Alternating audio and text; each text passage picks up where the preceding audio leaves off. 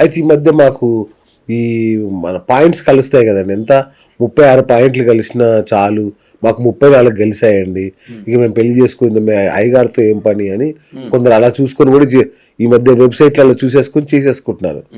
మళ్ళీ వెంటనే విడాకులు కూడా తీసేసుకుంటున్నారు. అది వాస్తవం చెప్పాలంటే ఆ పాయింట్స్ కలిసి దేని వల్ల కలుస్తాయి అంటే కేవలం అది నక్షత్రాన్ని బేస్ చేసుకుని మాత్రమే కలుస్తాయి. ఓకేనా? నక్షత్రాన్ని బేస్ చేసుకొని కలుస్తున్నాయి. కాబట్టి ఒక నక్షత్రం నుంచి వాళ్ళ నక్షత్రం మిత్రతార అవ్వచ్చు, సంపత్తార అవ్వచ్చు, పరమ మిత్రతార అవ్వచ్చు. ఓకే, ఇలా మిత్రతార, పరమ మిత్రతార, సంపత్తార, క్షేమతార ఉన్నాయి. ఇంకేంటి అలా వచ్చినప్పుడు ఏమవుతుందంటే మీకు 32, 34, 36 పాయింట్లు కూడా వచ్చేస్తాయి. కానీ దాన్ని అలా తీసుకోకూడదు. ఓకే, ఈ అబ్బాయి పుట్టిన లగ్నం ఏమిటి, ఆ లగ్నానికి సప్తమ స్థానంలో 7వ స్థానంలో ఎటువంటి గ్రహాలు ఉన్నవి, ఓకే, అతని జీవితం ఏ విధంగా ఉంది, ఏ మహర్దశలు ఇప్పుడు నడుస్తున్నవి అనేది కూడా మనం చాలా చూసుకోవాలి. పొరపాటున నక్షత్రాలు బాగా కలిసినవి, సప్తమ స్థానంలో ఏ కుజుడో ఉన్నాడు, వాళ్ళు సపోజ్ మకర లగ్నంలో జన్మించారు, కర్కాటక లగ్నం అయింది సప్తమ స్థానం, దాంట్లో కుజుడో, రాహువో, కేతువో, శనో ఎవరో ఉన్నారు. అప్పుడు ఏమవుతుంది? తప్పకుండా విడాకులు అవుతుంది, తప్పకుండా మరణాలు సంభవిస్తున్నవి. కాబట్టి ప్రతి ఒక్కరు జాగ్రత్తగా అది చూపించుకోవాలి. ఎందుకంటే చూసి ఫిక్స్ అవ్వడం తప్పు. అది ఏంటంటే ఓన్లీ నక్షత్రానికి మాత్రమే కలుస్తున్నాయి ఆ పాయింట్స్. కాబట్టి జన్మ జాతకాన్ని పరిశీలన చేసినప్పుడు మాత్రమే వాళ్ళ యొక్క సప్తమ స్థానంలో ఉండే దోషాలు మనం తెలుసుకోగలుస్తున్నాము. తెలుసుకొని తగు ఉపాయం ఉంటే రెమెడీ చేయగలము, లేదు అనుకుంటే సైలెంట్ గా ఉండడం అని చెప్తాం, వద్దు అని చెప్తాం. ఇంకొక బ్యాచ్ ఉంది గురుగారు, అద్భుతమైన అందంతో మెరిసిపోతుంటారు, ఐశ్వర్యంలో తులతూగుతుంటారు, కానీ పెళ్లిళ్ళు కావు. ఎంత ప్రయత్నించినా పెళ్లిళ్ళు కావు. ఏంటి దానికి కారణం ఏంటి? దానికి ఉంటుంది కారణం. ఎందుకంటే పూర్వజన్మ సుకృతమై ఏదైనా మనం తీసుకోవాలి. ఓకే, మనకు రుణం ఉంది అంటే ఏమిటి? ఆ రుణం తీర్చాలి. మనం ఉన్నామనుకోండి రుణం తీర్చాలి, మనకు వాళ్ళు ఉన్నారనుకోండి రుణం తీర్చాలి, తప్పకుండా తీర్చాలి. కాబట్టి ఇది రుణానుబంధాల కిందకి మనం తీసుకోవాలి ఒక రకంగా చెప్పాలంటే. ఇప్పుడు ఎంత ప్రయత్నించినా అతనికి పెళ్లి అవ్వటం లేదు. సరే, తన చార్ట్ చూసామనుకోండి, ప్రయత్నించామనుకోండి, నేను కొన్ని చార్ట్లు చూశాను, ఎందుకు పెళ్లిళ్ళు అవ్వటం లేదు ఇలా చార్ట్స్ అంటే, మంచి లగ్నాల్లోనే పుట్టుంటారు, వాళ్ళకి సప్తమ స్థానాలు కూడా చాలా బ్రహ్మాండంగా ఉంటాయి, సప్తమ స్థానాల్లో కూడా ఏ దోషాలు ఉండవు.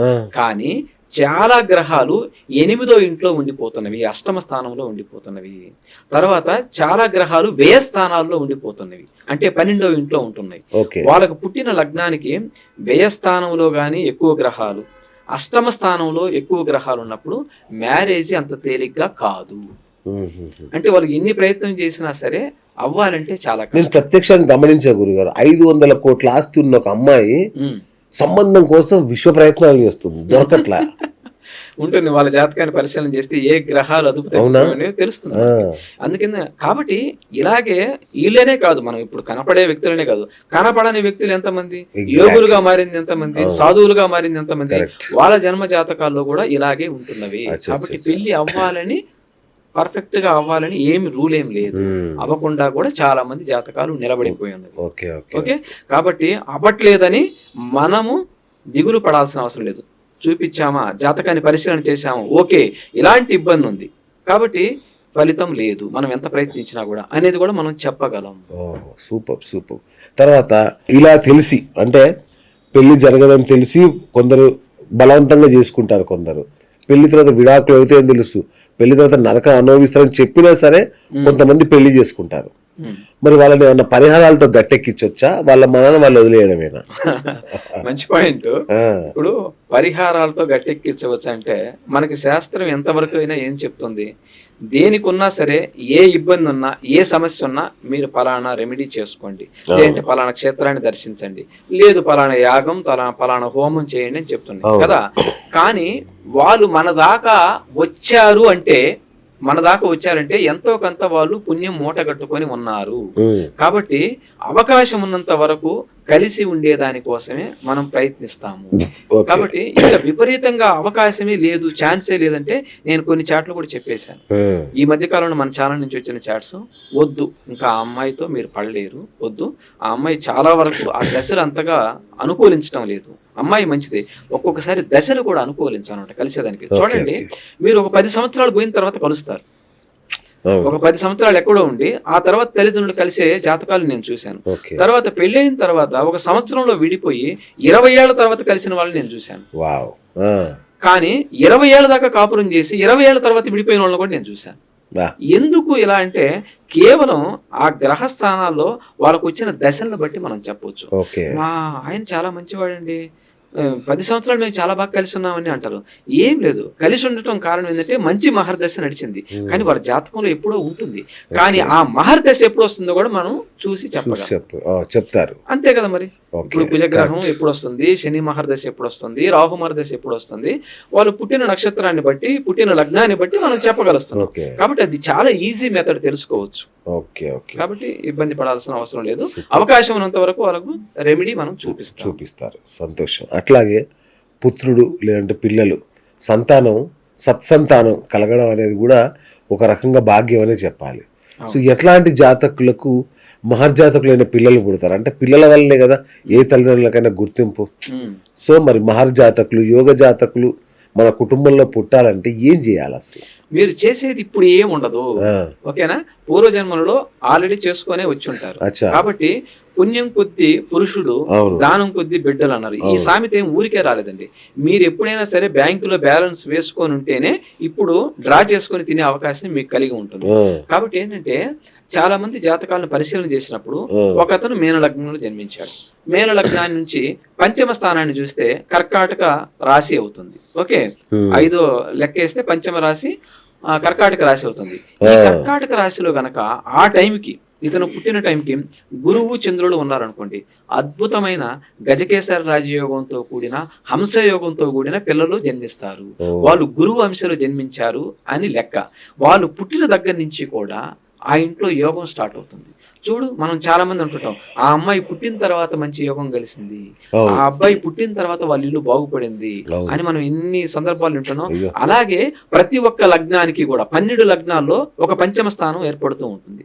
కాబట్టి అది మంచిదా చెడా అనేది మనం ముందుగానే తెలుసుకోవచ్చు. ఓకే, కాబట్టి సంతానం ఎటువంటి సంతానం కలుగుతుంది? మనల్ని ఇబ్బంది పెట్టే సంతానమా, లేకపోతే మనల్ని మన బాగోగులు కోరుకునే సంతానమా, మనకు మంచి పేరు ప్రఖ్యాతులు తెచ్చే సంతానమా, లేదంటే వాడు మనల్నే చంపేసే సంతానం అనేది కూడా మనం తెలుసుకోవచ్చు.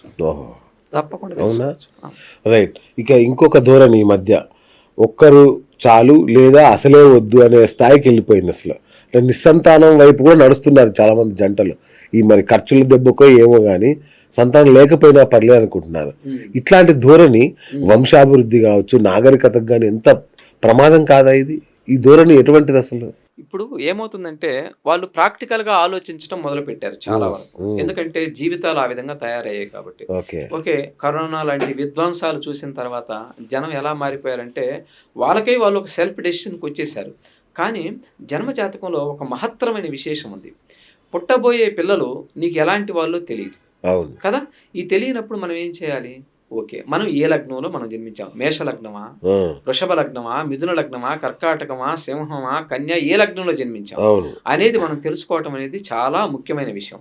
దానిని బట్టి వాళ్ళకి సంతానం, ప్రథమ సంతానం ఎవరున్నారు, స్త్రీ ఉన్నాడా, పురుషులు ఉన్నారు, ఇద్దరి సంతానం చూసేటప్పుడు ఇద్దరు చాట్స్ చూస్తాం మనం. కాబట్టి స్త్రీ సంతానమా, పురుష సంతానమా, ఓకే, ఇద్దరు చాట్స్లో ఎవరిది బలంగా ఉంది, కాబట్టి స్త్రీ సంతానం ఇప్పుడు కలుగుతుంది అని మనం తెలుసుకోవచ్చు. చూసుకున్న తర్వాత ఈ స్త్రీ సంతానం ఈ ఇంట్లో పుట్టిన తర్వాత వాళ్ళకి అభివృద్ధి ఉంటుంది. రెండవ సంతానం పురుష సంతానం ఉంది, ఈ సంతానం పుట్టిన తర్వాత కూడా వాళ్ళకి అభివృద్ధి ఉంది అని మనం తెలుసుకోవచ్చు. చాలా మటుకు పిల్లలు కలిగే వరకు వాళ్ళ జన్మజాతకాలు మారు, ఆ పిల్లలు కలిగిన తర్వాత వాళ్ళ జన్మజాతకాలు మారుతాయి. కాబట్టి ఒక్కరితో చాలామంది ఆపేస్తూ ఉంటారు. అలా ఆపకూడదు, రెండవ సంతానాన్ని కూడా ఉండాలి. ఉన్నప్పుడు ఏమవుతుందంటే ఆటోమేటిక్గా వాళ్ళ జాతకంలో ఆ అబ్బాయి పుట్టిన తర్వాత కలిసి రావచ్చేమో, ఆ అమ్మాయి పుట్టిన తర్వాత కలిసి రావచ్చేమో వాళ్ళకి తెలియదు. కాబట్టి వాళ్ళు అలా ఆగిపోకూడదు. జ్యోతిష్యుల్ని సంప్రదించి ఎలా ఉంది, ఏమిటి, మా జన్మ జాతకాల్లో పరిశీలన చేస్తే ఏ విధంగా ఉంది, తర్వాత ప్రథమ జాతకం ఎవరైతే ఉంటారో వాళ్ళని కూడా రెండవ సంతానం ఎవరు పుడతారో తెలుస్తుంది మనకి. వాళ్ళ యొక్క తృతీయ స్థానాన్ని చూస్తే, ప్రథమ సంతానం యొక్క ఏ లగ్నంలో జన్మించాడో చూసి తృతీయ స్థానాన్ని చూస్తే పురుషుడు జన్మిస్తున్నాడా, స్త్రీ జన్మిస్తున్నాడా తెలుస్తుంది. వాళ్ళు అదృష్టవంతమైన జాతకంలో ఉన్నారో కూడా మనకు తెలుస్తుంది. కాబట్టి ఒక్కరితో ఆపొద్దు, ఇద్దరు ఉండాలి.